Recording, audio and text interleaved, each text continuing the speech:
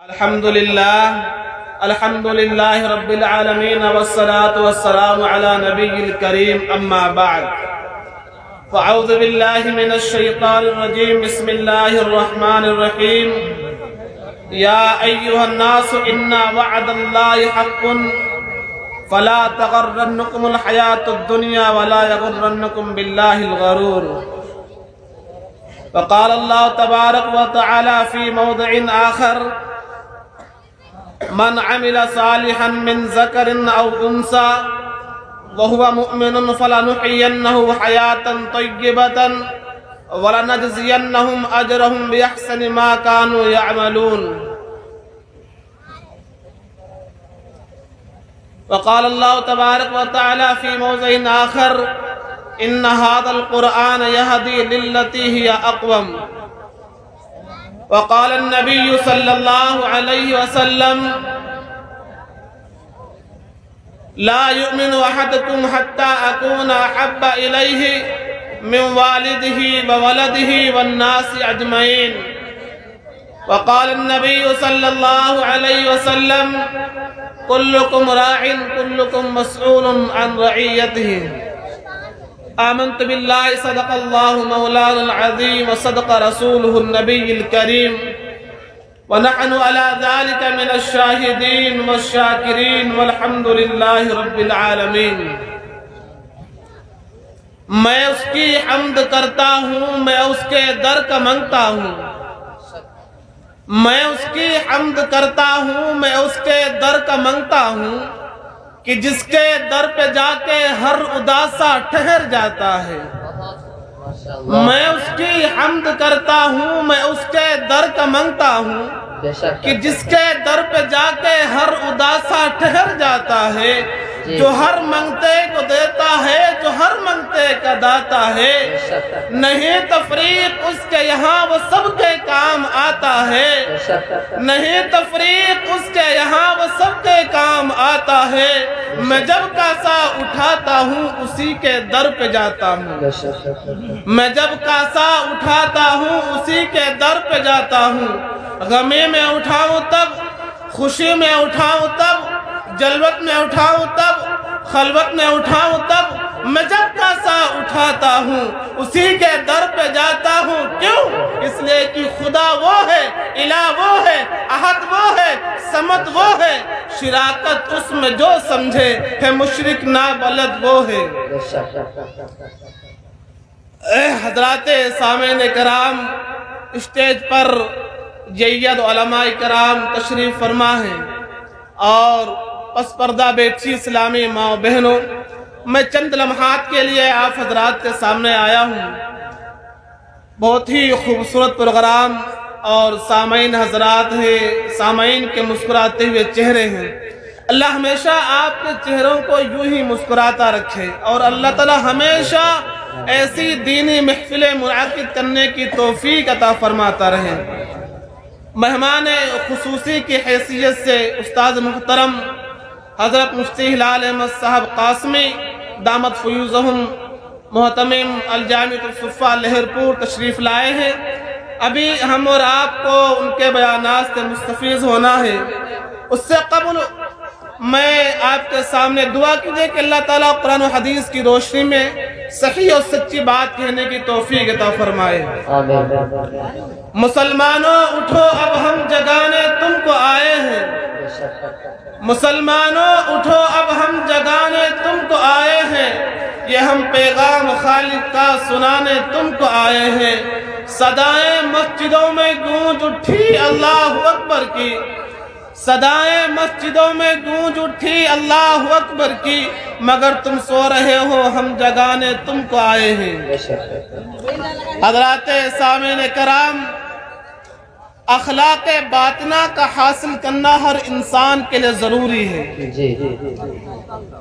جس کے حاصل کیے بغیر نہ تو دین درست ہو سکتا نہ دنیا درست ہو سکتی ہے یہ ایک شیطانی دھوکہ ہے شیطان کا مکر و فریب ہے کہ دین کے بغیر ہماری دنیا میں پرسکون راحت اور آرام والی زندگی میسر ہو جائے گی میرے عزیزوں، دنیا کے اسباب اور وسائل کا حاصل ہو جانا اور بات ہے، دنیا میں رہتے ہوئے پرسکون اور راحت اطمینان والی زندگی کا حاصل ہو جانا اور بات ہے۔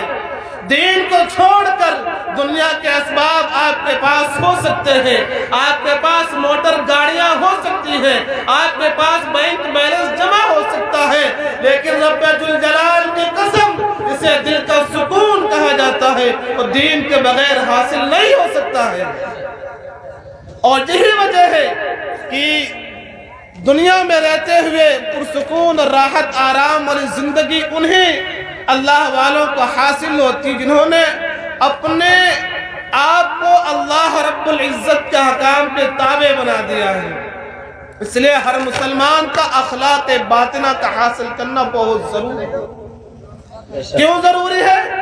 اس لیے کہ اگر دل کے اندر اس دنیا کی محبت سما گئی، اگر دل کے اندر اس بیکار سی دنیا کی محبت نے جگہ بنا لی، تو پھر اس دل کے اندر اللہ کی محبت نہیں آئے گی، اور جس دل کے اندر اللہ کی محبت نہیں ہوتی ہے، اس دل کی محبت پھر غلط رخ پہ چل پڑتی ہے، غلط راستہ اختیار کر لیتی ہے۔ اور اسی کی وجہ سے اللہ کے رسول صلی اللہ علیہ وسلم نے ارشاد فرمایا، حب الدنیا راس کل خطیئت، کہ دنیا کی محبت ہر گناہ، ہر معصیت کی جڑ ہے۔ آپ غور کیجئے، دنیا کے اندر جتنے خطائیں ہو رہی ہیں، جتنے گناہ ہو رہے ہیں، جتنے جراثیم ہو رہے ہیں، اگر انسان ان کی حقیقت پر غور کرے گا تو اس کے پیچھے دنیا کی محبت کار فرما نظر آئے گی۔ ایک چور چوری کیوں کر رہا ہے؟ دنیا کی محبت کے پیچھے پڑا ہوا ہے۔ ایک زناکار زناکاری کے اندر کیوں مبتلا ہے؟ دنیا کی لذتوں کے پیچھے پڑا ہوا ہے۔ ایک شرابی شراب نوشی کیوں کر رہا ہے؟ دنیا کی محبت کے پیچھے پڑا ہوا ہے۔ دنیا کے اندر جتنے بھی گناہ ہو رہے ہیں، اگر آپ اس کی حقیقت پر غور کریں گے تو آپ کو اس کے پیچھے دنیا کی محبت کار فرما نظر آئے گی۔ اسی لیے میرے دوستوں، اللہ رب العزت نے اس دل کی کوٹھی کو ایسا بنایا ہے، اس کے اندر محبت صرف ایک ہی آ سکتی ہے، یا تو دنیا کی محبت آئے گی یا اللہ رب العزت کی محبت آئے گی۔ محبت صرف ایک ہی آئے گی، اور جب ایک کی محبت آ جائے گی تو پھر دوسرے کے لیے جگہ نہیں چھوڑے گی۔ اور اسی وجہ سے صدیق اکبر کے بارے میں اللہ کے رسول صلی اللہ علیہ وسلم نے فرمایا، لَوْ كُنْتُ مُتَّخِذًا خَلِيلًا لَاتَّخَذْتُ أَبَا بَكْرٍ خَلِيلًا۔ اگر اس کائنات کے اندر میں کسی کو اپنا حبیب بناتا تو صدیق اکبر کو بناتا۔ اتنا اونچا مقام صدیق اکبر کا ہے، اتنا گہرا تعلق اللہ کے رسول کا صدیق اکبر سے ہے، لیکن اس کے باوجود اللہ کے حبیب نے یہ نہیں فرمایا میں ابو بکر کو اپنا حبیب بناتا ہوں، میں ابو بکر کو اپنا محبوب بناتا ہوں۔ کیا فرما رہے؟ لَوْ كُنْتُ مُتَّخِذًا خَلِيلًا لَاتَّخَذْتُ أَبَا بَكْرٍ خَلِيلًا۔ اگر اس کائنات کے اندر میں کسی کو اپنا محبوب بناتا تو صدیق اکبر کو بناتا، لیکن نہیں، میرے محبوب تو اللہ تعالیٰ ہے۔ بلکہ حضرت مجدد الفسانی نور اللہ مرقدہ لکھتے ہیں، ابو بکر کی مثال حضور کے سامنے ایسی ہے کہ اگر حضور تشریف فرما ہو اور سامنے آئینہ رکھا جائے، سامنے شیشہ رکھا جائے، اس کے اندر اللہ کے حبیب کا عکس نظر آئے، پھر یوں کہا جائے یہ جو تشریف فرما ہے یہ اللہ کے رسول ہے، اور جو آئینے میں عکس نظر آ رہا ہے یہ ابو بکر صدیق ہے۔ اتنا اونچا مقام ہے ابو بکر کا، لیکن اس کے باوجود اللہ کے حبیب نے یہ نہیں فرمایا کہ میں ابو بکر کو اپنا محبوب بناتا ہوں۔ کیا فرما رہے؟ میرے محبوب حقیقی تو اللہ رب العزت ہے۔ کون ابو بکر؟ کون ہے ابو بکر؟ جس کا سارا خاندان اس دین کو پھیلانے کے لیے مار کھاتا ہے۔ آپ اولاد والے ہو، بیٹیاں آپ کے ہیں، کہ اللہ کے رسول ابو بکر ہجرت کر کے غار میں جا کر چھپتے ہیں، تو اس وقت حضرت اسماء رضی اللہ تعالیٰ عنہ اللہ کے رسول اور اپنے ابا جان ابو بکر کے لیے کھانا تیار کرتی ہے، اور کھانا لے کر ہزاروں فٹ کی بلندی پر حضرت اسماء رضی اللہ تعالیٰ عنہ کھانا لے کے جاتی ہے۔ کون آتا ڈھونڈنے کے لیے؟ وہ ظالم ابو جہل آتا ہے، اور کس کے گھر پہ آتا ہے؟ ابو بکر کے گھر پہ آتا ہے۔ تلاش کس کی ہے؟ تلاش نبی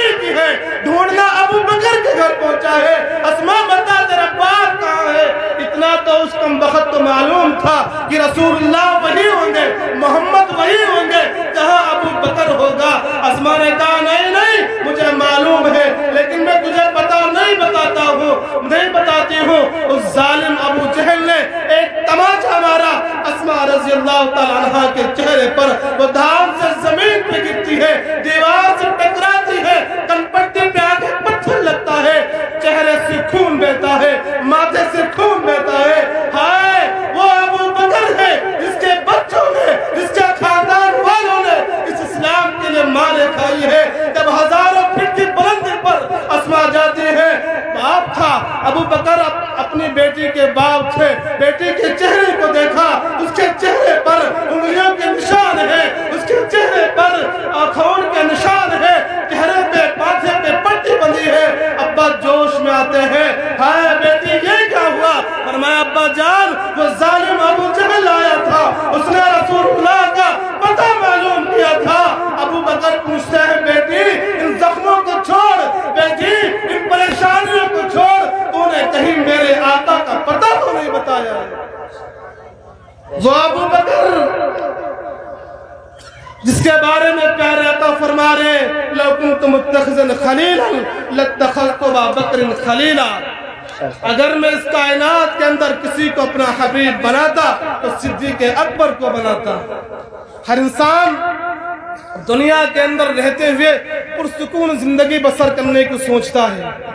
हर इंसान की ख्वाहिश होती है कि मेरी जिंदगी राहत और आराम वाली बसर हो जाए, चाहे वो पढ़ा लिखा हो, जाहिल हो, अनपढ़ हो, शहरी हो, देहाती हो, बच्चा हो, बूढ़ा, हर इंसान की एक तमन्ना आरज़ू होती है कि दुनिया में रहते हुए पुरसुकून राहत आराम वाली जिंदगी नसीब हो जाए।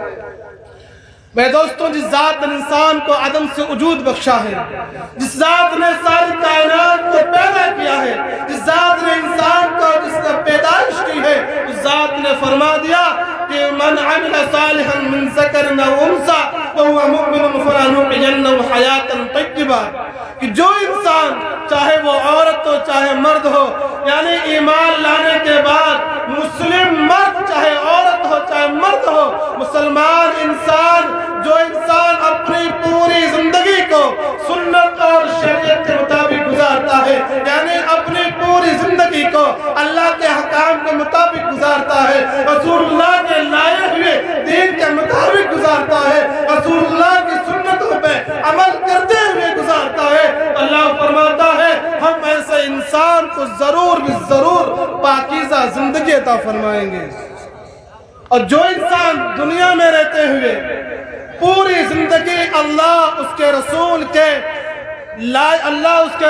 के फरमान, उनके इरशादात के मुताबिक जिंदगी गुजारता है, वो इंसान दुनिया में रहते हुए भी जन्नत के मजे उड़ाते हैं। जो इंसान दुनिया में रहते हुए अल्लाह के मर्जी के मुताबिक जिंदगी गुजारता है, अल्लाह ताला दुनिया के अंदर उन्हें जन्नत के मजे दिखलाता है। आज आम तौर पे औरतों के अंदर एक तासुर देखा गया है। औरतें समझती हैं कि औरतों के लिए बस इतना काफी है कि अपने घर का काम काज कर लें, नमाज रोजा कर लें, बस यही काफी है। नहीं मेरी माँ बहनों, ये तुम्हारे ख्यालात गलत हैं।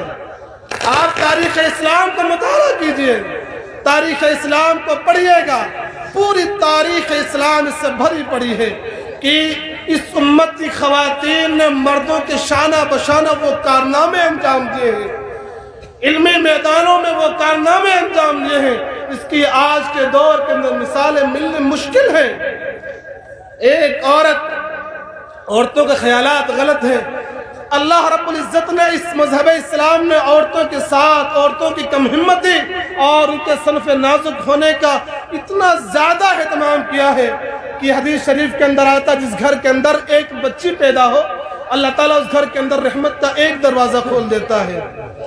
जिस घर के अंदर दो बच्चियां पैदा हो अल्लाह ताला रहमत के दो दरवाजे खोल देता है। और कल क़यामत के मैदान में जन्नत के अंदर उन बच्चियों का बाप अल्लाह के रसूल के इतना करीब होगा जितना हाथ की आपस में उंगलियां करीब होती हैं। अल्लाह ने इतना ज्यादा इन औरतों के साथ रियायत फरमाया है। हदीस शरीफ के अंदर आता है कि जो औरत अपने घर के अंदर चार दीवारी के अंदर रहते हुए नमाज की पाबंदी करती है, अल्लाह ताला उसको बाजमात नमाज पढ़ने का सवाब दे रहा है। जो औरत अपने घर के अंदर अपने बच्चे की वजह से सारी सारी रात जागती है, अल्लाह ताला एक मुजाहिद के बराबर सवाब अता फरमा रहा है। औरतों को तो चाहिए ऐसे रहीम और करीम रब की बारगाह में सजदे शुक्र बजा लाए कि घर के नरम नाजुक बिस्तर पर बैठे बैठे अल्लाह इतना बड़ा अजर सवाब अता फरमा रहा है। हदीस शरीफ के अंदर आता है, हदीस शरीफ का मफहूम है कि जो औरत हमल से हो और हमल होने के बाद जब बच्चे की पैदाइश होती है, पैदाइश के बाद जब बच्चा जच्चा और बच्चा दोनों सलामत हो तो एक फरिश्ता ऐलान करता है, ओ अम्मा जान, अल्लाह ने आपको गुनाहों से ऐसे पाक कर दिया जैसे तू उस दिन जिस दिन तो अपनी माँ के पेट से पैदा हुई थी। और जब वही बच्चा बड़ा होकर बच्चा हम इन्हीं मकातिब और मदारिस में हिफ्ज़ कुरान करीम का एडमिशन दाखिला कराते हैं। हदीस के अंदर आता है कि कल क़यामत के मैदान में अल्लाह ताला हाफ़िज़ कुरान के वालिदैन को ऐसा रोशन ताज पहनाएगा, इस आसमान वाले सूरज से ज्यादा कहीं चमकदार होगा। अगर ये आसमान का सूरज आपके किसी एक कमरे में आकर जो है रख दिया जाए, कमरा बंद कर दिया जाए, जरा सोचो उसकी रोशनी का क्या रंग होगा। इससे कहीं ज्यादा चमकदार चांद अल्लाह ताला हाफिज़ कुरान के माँ बाप के सर पर पहनाएगा। इसलिए हमें और आपको चाहिए कि हम अपने बच्चों को सबसे ज्यादा, अगर आज की ये कौम पूरी दुनिया के अंदर अगर पीछे है तो इसकी सबसे बड़ी वजह कि इस कौम ने तालीम को पीछे छोड़ दिया है। आज गैर कौमें तरक्की में जा रही हैं, यहूदी थोड़े से पूरी दुनिया के अंदर पूरी दुनिया पर हुकूमत कर रहे हैं, पूरी दुनिया के अंदर अपनी चीजों को फरोख्त कर रहे हैं। वजह क्या है? वो तालीम में हमसे आगे हैं, हम तालीम में उनसे पीछे चले गए हैं। आज अगर कौम या कौम तरज्जुल के मकाम पर जा रही है तो इसकी सबसे बड़ी वजह है कि आज इस कौम ने तालीम को पीछे छोड़ दिया है।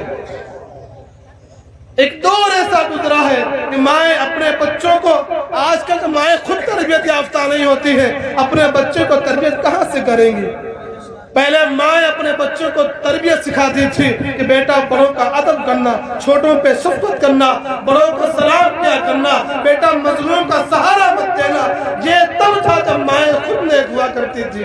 और आज अफसोस होता है, माएँ अपनी औलाद को अपने सीने से लगाकर दूध को पिलाती है, लेकिन साथ ही में मोबाइलों पर, टीवियों पर लंडियों के, हिजड़ों के नाच को देखती है, नंगी तस्वीरें देखती है।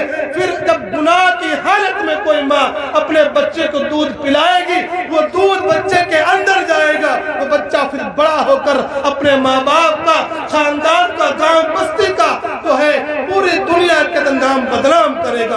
वही बच्चा बड़ा होकर जब वालिदैन को गालियां देता है, वही बच्चा बड़ा होकर जब वालिदैन के माशरे के अंदर बदनामी कराता है। अब माँ बाप जो है हाथ जोड़ के खड़े होते हैं किसके पास?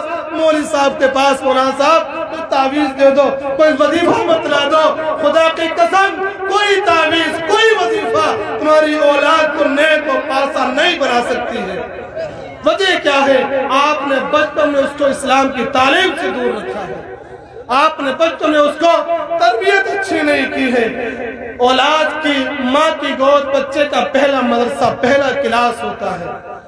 अगर माँ चाहती अपनी औलाद को अच्छी तालीम देती, अगर माँ चाहती अपने बच्चे को होशियार बनाती, अगर माँ चाहती अपने बेटे की तरबियत अच्छी करती, आज बेटा बड़ा होकर अपने वालिदैन का नाम रोशन करता है। लेकिन हमने अपने बच्चों को क्या सिखाया? आज तो बड़ा अजीब माहौल है, बच्चा छोटा सा है, थोड़ा सा बोलने के काबिल हुआ, हमने उसे कुफ्र शिर्क की आलूदा फिजा में जाकर एडमिशन करा दिया।